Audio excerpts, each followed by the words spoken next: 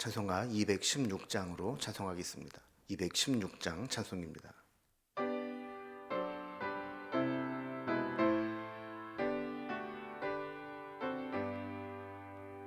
성자의 귀한 몸 날 위하여 버리신 그 사랑 고마워라. 내 머리 숙여서 주님께 비는 말 나누어 주님께 바치리까.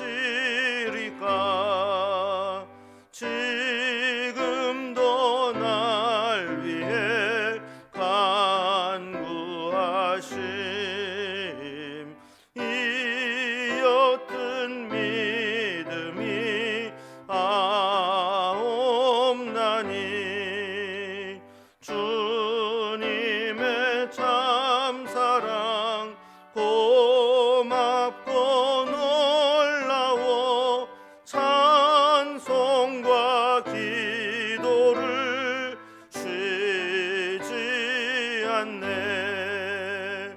주님의 십자가 나도 지고 신실한 믿음과 마음으로 형제의 사랑과 친절한 위로를 네게나 베풀게 하옵소서. 만 가지 은혜를 받았으니 내 평생 슬프나 즐거우나 이 몸을 온전히 주님께 바쳐서 주님만 위하여 늘 살겠네. 아멘.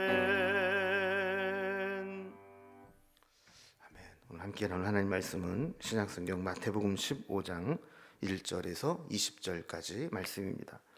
마태복음 15장 1절에서 20절까지 말씀, 신약성경 24면입니다. 말씀을 제가 봉독하겠습니다. 그때 바리새인과 서기관들이 예루살렘으로부터 예수께 나와 이르되 당신의 제자들이 어찌하여 장로들의 전통을 범하나이까? 떡 먹을 때에 손을 씻지 아니하나이다. 대답하여 이르시되 너희는 어찌하여 너희의 전통으로 하나님의 계명을 범하느냐? 하나님이 이르셨으되 네 부모를 공경하라 하시고 또 아버지나 어머니를 비방하는 자는 반드시 죽임을 당하리라 하셨거늘 너희는 이르되 누구든지 아버지에게나 어머니에게 말하기를 내가 드려 유익하게 할 것이 하나님께 드림이 되었다고 하기만 하면 그 부모를 공경할 것이 없다 하여 너희의 전통으로 하나님의 말씀을 폐하는도다. 외식하는 자들아, 이사야가 너희에게 관하여 잘 예언하였도다. 일러스되 이 백성이 입술로는 나를 공경하되 마음은 내게서 멀도다. 사람의 계명으로 교훈을 삼아 가르치니 나를 헛되이 경배하는도다 하였느니라 하시고 무리를 불러 이르시되 듣고 깨달으라. 입으로 들어가는 것이 사람을 더럽게 하는 것이 아니라 입에서 나오는 그것이 사람을 더럽게 하는 것이니라. 이에 제자들이 나와 이르되 바리새인들이 이 말씀을 듣고 걸림이 된 줄을 아시나이까? 예수께서 대답하여 이르시되 심은 것마다 내 하늘 아버지께서 심으시지 아니한 것은 뽑힐 것이니 그냥 두라. 그들은 맹인이 되어 맹인을 인도하는 자로다. 만일 맹인이 맹인을 인도하면 둘이 다 구덩이에 빠지리라 하시니 베드로가 대답하여 이르되 이 비유를 우리에게 설명하여 주옵소서. 예수께서 이르시되 너희도 아직까지 깨달음이 없느냐? 입으로 들어가는 모든 것은 배로 들어가서 뒤로 내버려주는 줄을 알지 못하느냐? 입에서 나오는 것들은 마음에서 나오나니 이것이야말로 사람을 더럽게 하느니라. 마음에서 나오는 것은 악한 생각과 살인과 간음과 음란과 도적질과 거짓 증언과 비방이니 이런 것들이 사람을 더럽게 하는 것이요 씻지 않는 손으로 먹는 것은 사람을 더럽게 하지 못하느니라. 아멘. 예루살렘으로 올라가시기 전에 예수님은 이제 갈릴리 사역들을 마무리하게 되는데요. 이때 주님은 병자들도 고쳐주시고 오병이어의 기적도 행하시고 또 바다 위를 걸어서 제자들에게 가시면서 풍랑이는 바다를 잠잠케 하시기도 하셨습니다. 이제 주님은 이제 사역을 마무리하고 계십니다. 그런데 이때 예수님께 좀 불편한 소식이 들려옵니다. 예수님에 대한 소문을 듣고 예루살렘에서 예수님의 이단성을 조사하고 꼬투리 잡기 위해서 파견된 자들이 찾아온 것입니다. 그들이 한 가지 꼬투리를 잡은 것은 예수님의 제자들이 식사 전에 손을 씻고 식사를 해야 된다는 이 장로의 전통을 어겼다는 것입니다.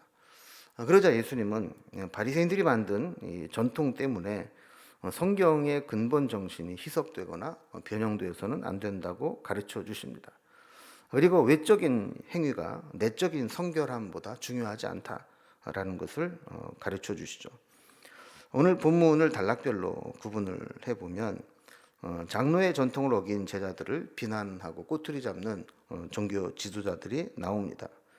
여기에 대해서 두 번째 단락은 누가 진짜 율법을 범하는 자인가를 예를 들어 설명해 주시는 장면이 나옵니다.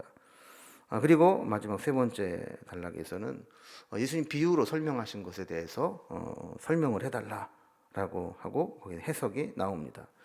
진짜 사람을 더럽게 하는 것이 어떤 것이냐 하는 것이죠.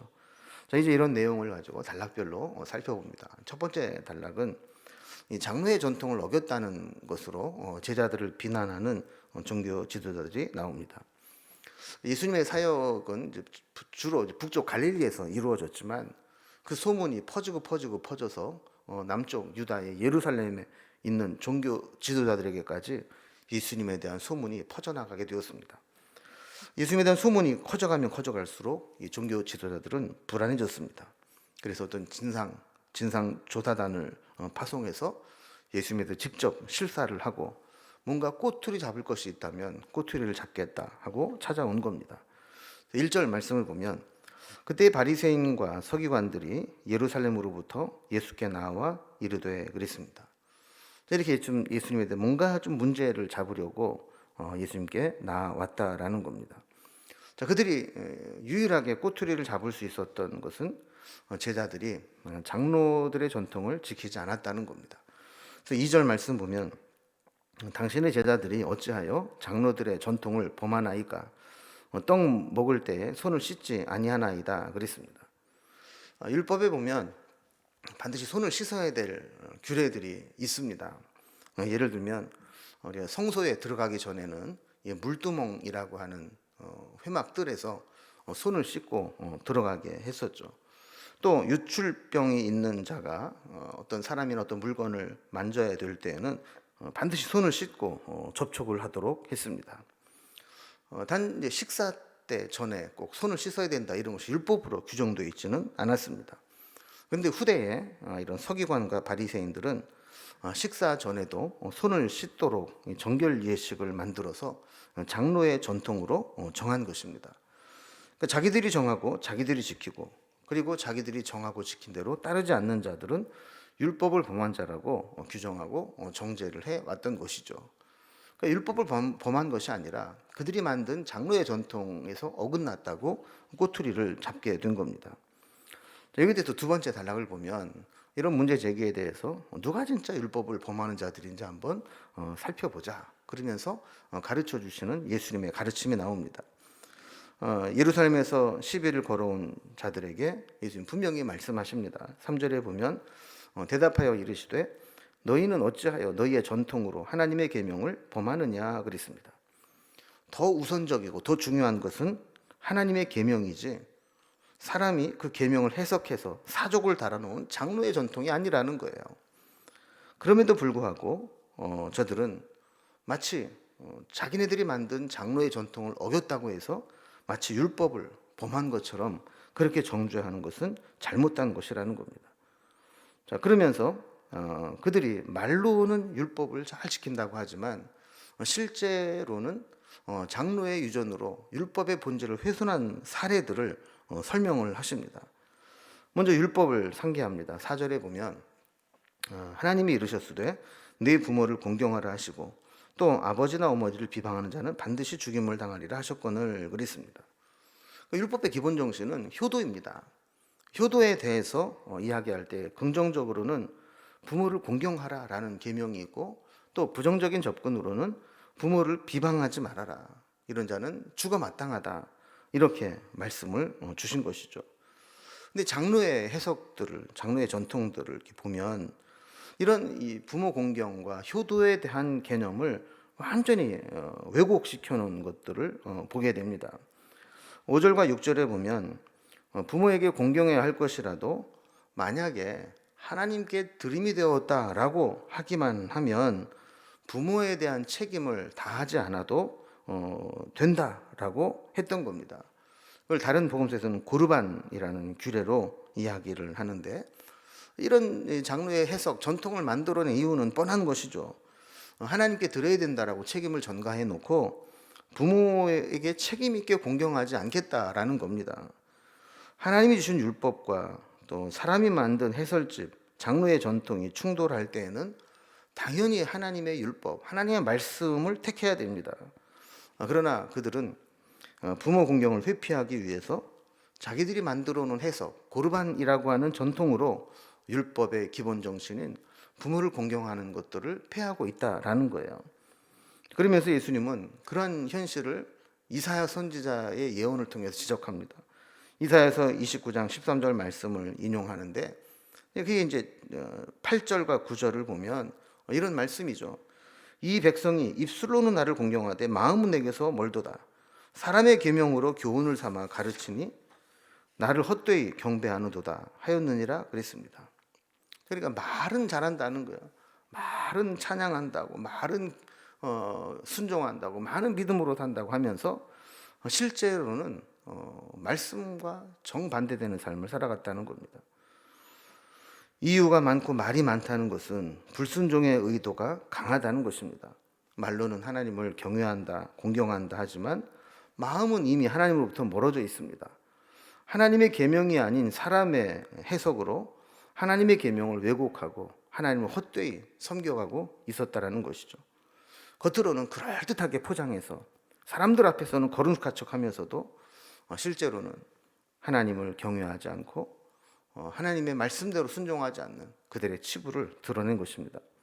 그래서 10절에 보면 무리를 불러 이르되 듣고 깨달으라 그랬습니다. 이 서기관 바리새인들과의 대화에서 거기에 모인 자들에 대한 가르침으로 확장됩니다. 자, 잘 듣고 깨달아라.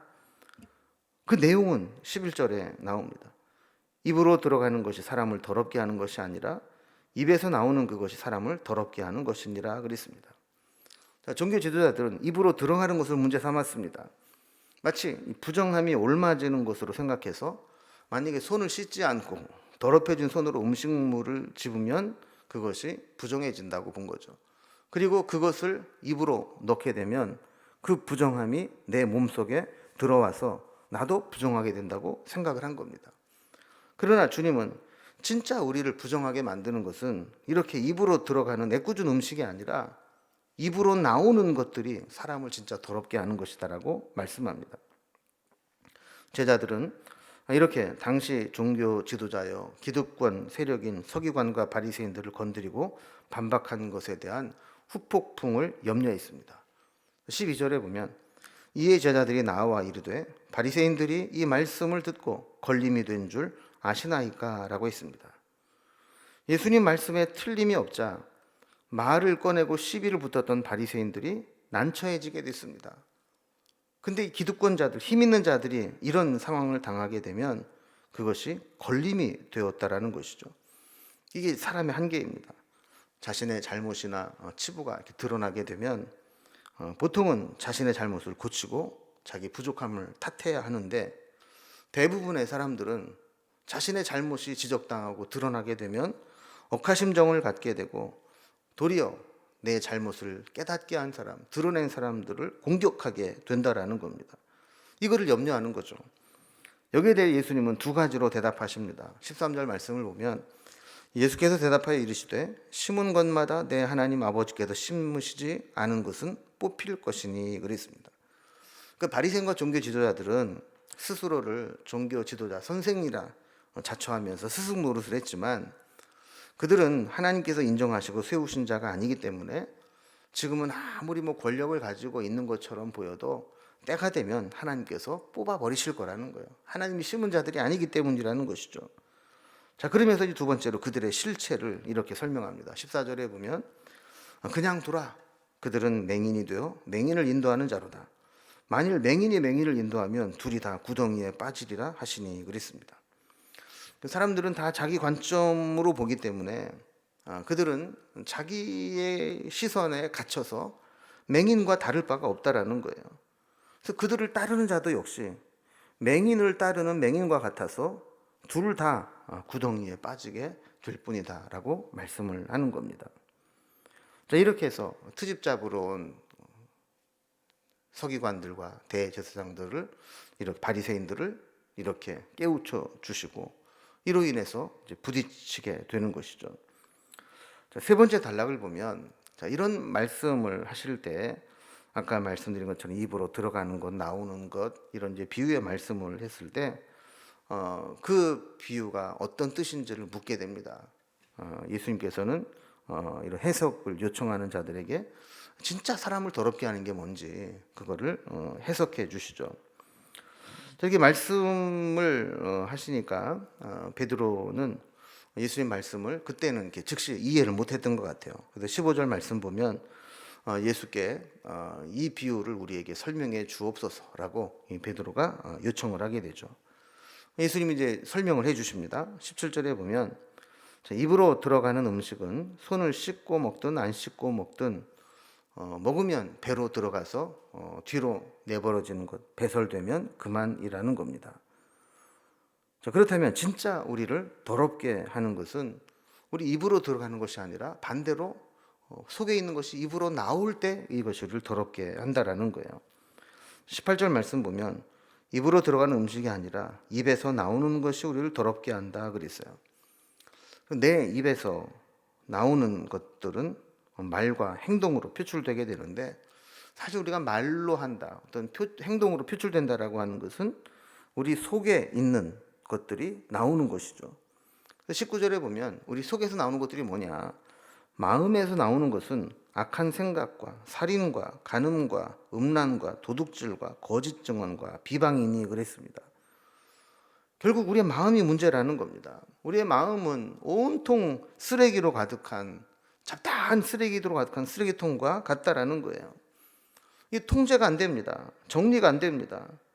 우리 속에 있는 모든 악한 생각, 살인, 간음, 음란, 도둑질, 거짓 증언, 비방 이런 것들이 속에 있다가 그것이 내 입을 통해 나타나게 되고 행동으로 나오게 되면 그것이야말로 우리의 인격과 우리의 신앙을 더럽히는 것이라는 겁니다. 그래서 20절을 보면 이런 것들이 사람을 더럽게 하는 것이요 씻지 않는 손으로 먹는 것은 사람을 더럽게 하지 못하느니라 그랬습니다.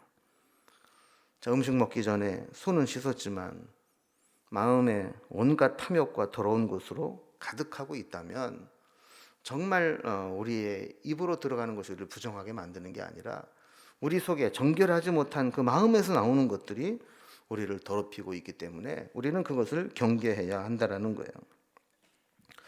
우리는 사실 먹는 문제에 관심이 많습니다. 그러나 내면에 내 속에 무엇이 있는가에는 관심을 갖지 못하고 살아갈 때가 많습니다. 오늘 말씀을 통해서 우리 속에는 무엇이 있는지, 내 입을 통해서 배설되는 말들이 어떤 말들인지, 내 속에 어떤 것들이 표현되고 있는지 이런 것들을 돌아보면서 정말 외형을 정결하게 하는 것이 아니라 내 속사람이, 내면이 본질적으로 거룩해지고 정결해지도록 우리 자신을 살필 수 있는 오늘 하루가 될 수 있기를 주님의 이름으로 기원합니다. 기도하겠습니다. 하나님 아버지, 예수님에 대한 인기가 높아질수록 또한 시기하고 경계하고 비방하는 자들도 많이 생기는 것을 보게 됩니다. 이로 인해서 여러 가지 시험을 당했지만 우리 주님은 그들을 말씀으로 멋지게 물리치는 것들을 보게 됩니다. 이 말씀에 비추어 보면 우리도 자유할 수가 없습니다. 겉으로 드러나는 것은 신경 쓰면서 내 속에 있는 내 생각과 마음은 다스리지 못하고 절제하지 못하고 조절하지 못할 때가 많이 있습니다. 그래서 내 입을 통해 배설되는 말들이 하나님을 기쁘시게 하지 못하는 말들이 많이 있고, 내 감정을 여과 없이 드러낼 때도 있고, 내 속에 쓰레기통 같은 그 더러운 것들이 내 삶과 행동과 말로 나타날 때가 많습니다. 오늘 주신 말씀을 생각하면서 나를 더럽게 하는 것이 무엇인지, 내 마음속에 제거해야 될 것들이 어떤 것들인지를 돌아보게 하시고 주님 앞에 정결한 모습으로 설 수 있도록 인도해 주옵소서. 오늘 하루도 주님과 동행하며 정결한 마음으로 살아가기를 소망하며 예수님의 이름으로 기도드리옵나이다. 아멘. 이제 각자의 기도 제목들로 자유롭게 기도하시겠습니다.